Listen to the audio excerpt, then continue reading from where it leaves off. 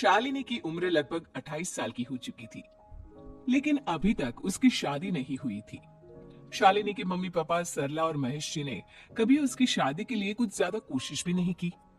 शाली मन ही मन चाहती थी कि दूसरी सहेलियों की तरह उसका भी घर बस जाए, लेकिन वो अपने मम्मी पापा से ये बात कहती भी तो कैसे कहती।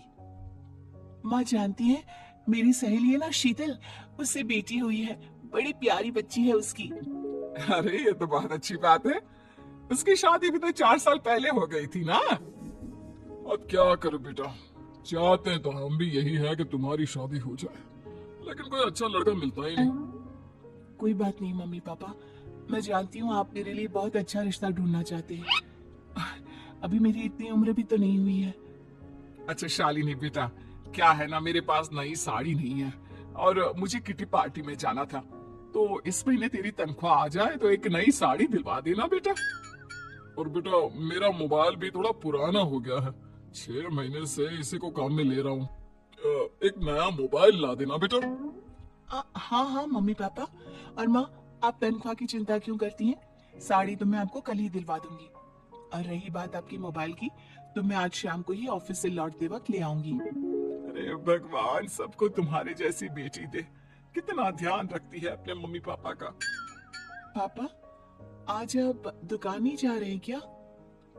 वो क्या है ना बेटा, मेरे सर में जरा दर्द हो रहा है, इसलिए आज दुकान जाने का मन नहीं है। पापा दवाई ले लीजिए और अगर हो सके तो चले जाइए। इस तरह दुकान बंद रहेगी तो ग्राहक आना बंद कर देंगे ना। अरे बेटा, तेरे पापा की अब उम्र हो चली है और तू है ना हमारी कमाओ बेटी, इतनी अच्छी नौकरी करती है, हमारा ख्याल रखती है, तेरे पापा को चिंता करने की क्या जरूरत भला है?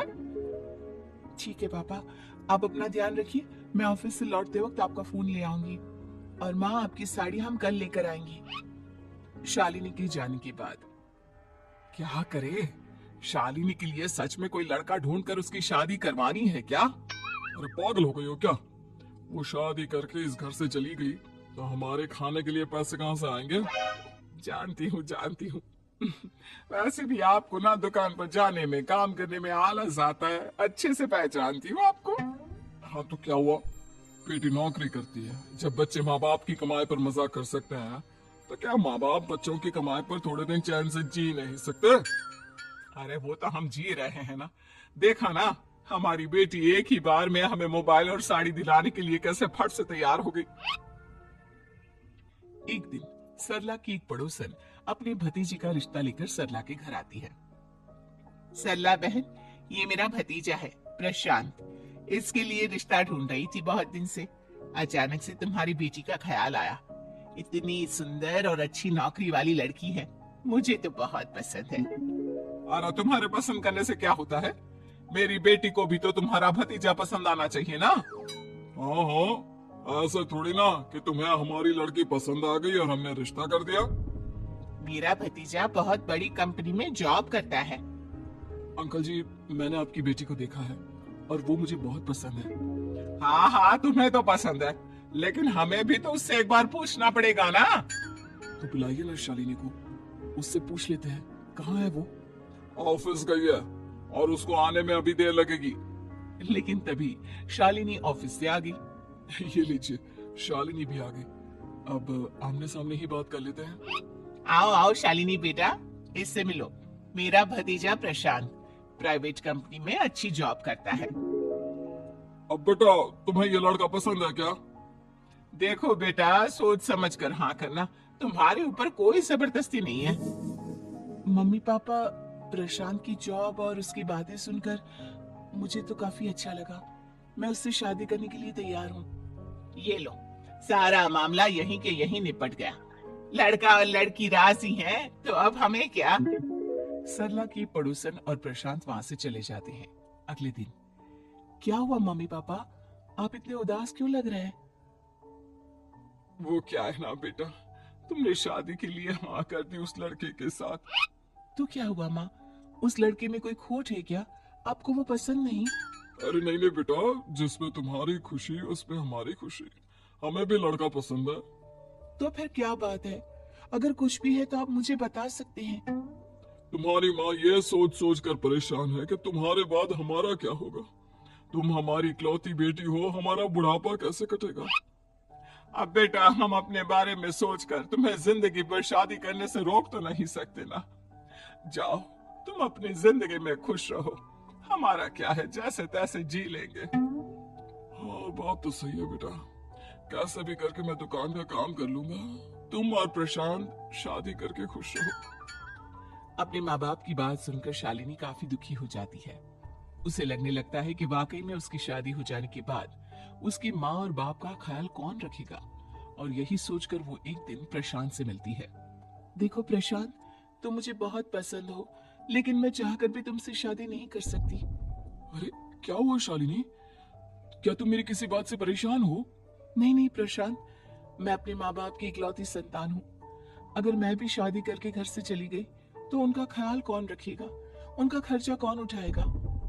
तो क्या तुम सारी जिंदगी शादी नहीं करोगी? शायद नहीं प्रशांत, और अगर अपने माँ बाप के लिए ये भी करना पड़े तो इसमें गलत क्या है? प्रशांत की सारी बात जाकर सरला की पड़ोसन यानी कि अपनी बुआ को बता देता है। ये सरला तो बड़ी चालाक निकली। प्रशांत, वो अपनी बेटे के साथ खेल खेल रही है। कैसा खेल? आप क्या कहना चाहती हैं? अरे शालिनी बहुत सीधी और संस्कारी लड़की है, लेकिन ये सरला और महेश एक नंबर के चालाक हैं। बुआ जी आपकी बात सही है, लेकिन अपनी बेटे के साथ भला कोई क्यों चालाकी करेगा? वो तो मैं तुझे कल बताऊंगी। तू कल सुबह मेरे साथ शालिनी के घर चलना। और फिर अगले दिन। क्या हुआ सरला बहन, तुम्हारी बेटी ने तो शादी के लिए मना कर दिया। अब पता नहीं बहन जी क्यों मना कर दिया, हम तो चाहते थे कि बेटी की शादी धूमधाम से करें। हमारी तो बहुत इच्छा थी कि शालिनी की शादी प्रशांत के साथ हो जाए, लेकिन अब क्या करें, वही नहीं चाहती। आंटी जी, शादी के बाद मुझे अपने माँ बाप की बहुत चिंता रहेगी। उनका ख्याल कौन रखेगा? और इसलिए मैं प्रशांत तो क्या, किसी से भी शादी नहीं करना चाहती। अंधी हो गई हो क्या माँ बाप के प्यार में? पहले जरा अपने माँ बाप से सच तो पूछ लो। कैसा सच? यही सच शालिनी, कि ये तुम्हारे सगे माँ बाप नहीं है और तुम इनके लिए सिर्फ पैसे कमाने का एक जरिया हो। अरे ये तुम क्या कह रही हो? सच ही तो कह रही हूँ भाई साहब। अब सीधे सीधे अपनी बेटी को अपनी सच्चाई बताओगे या फिर मैं कोई दूसरा तरीका निकालूं? हमें माफ कर दो शालिनी, वो क्या है ना, हमारी कोई औलाद नहीं थी और जब तुम छोटी थी तो हमने तुम्हें गोद ले लिया था। तो इस नाते तो मैं आपकी बेटी ही हुई ना। लेकिन तुम्हें गोद लेने का हमारा सिर्फ एक ही मकसद था कि बड़ी होकर तुम नौकरी करो और हमारे लिए पैसे कमाओ, क्योंकि तुम्हारे पापा को काम करने में बहुत आलस आता है।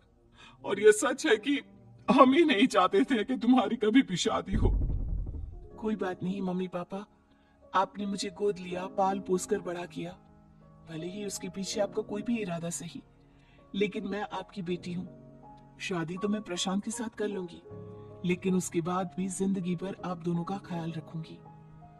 शालिनी की बातें सुनकर सरला और महेश को अपनी गलती का एहसास होता है और वो उससे माफी मांगते हैं।